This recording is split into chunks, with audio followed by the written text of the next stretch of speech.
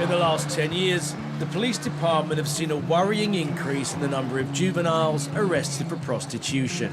In the first 6 months of 2013, they identified 68 minors working as prostitutes.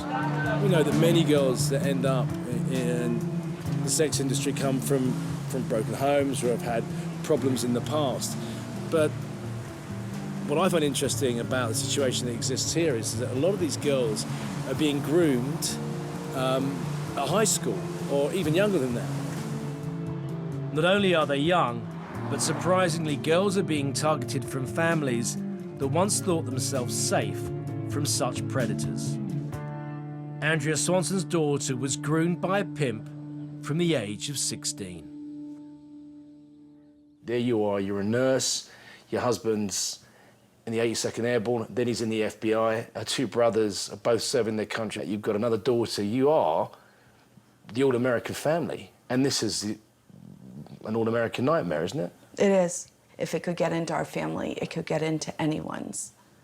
Hannah is the youngest. So she's the baby? She's the baby. She had some self-esteem issues, always angry. Yeah, but then again, most teenagers go through that kind Exactly. of... What were the first things that you noticed about Hannah and the fact that she was changing?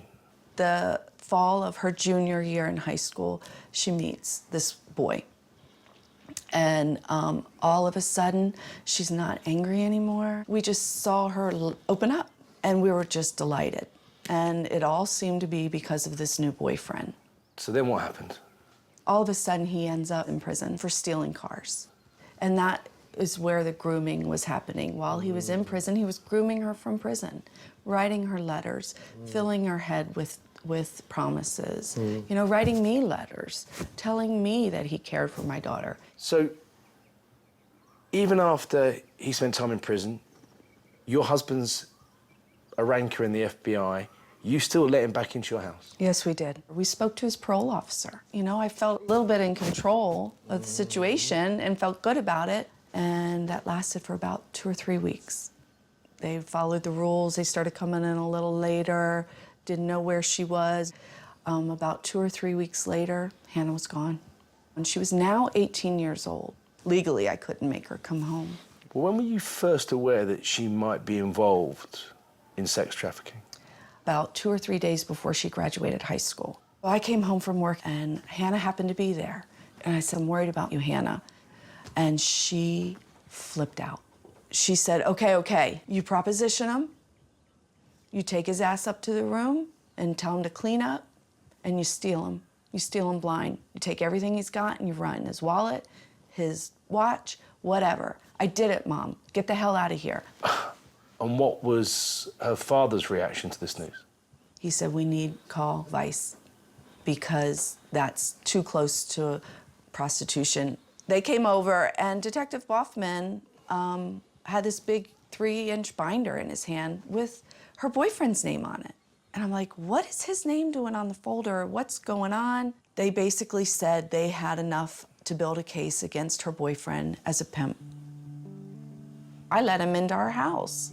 I let him into my heart, into my family, and he was slick enough to fool me too. What's happened to Hannah isn't a one-off, is it? This is commonplace in this city, isn't it? Very common. We need tourist money in this town. We definitely do. We just don't need it off the backs of our daughters.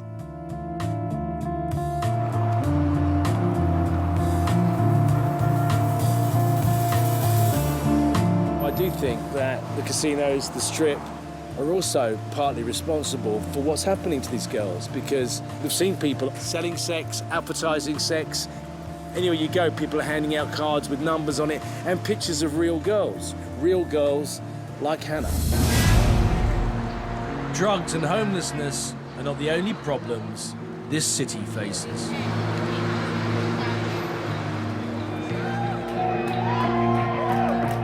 The illegal sex industry in Nevada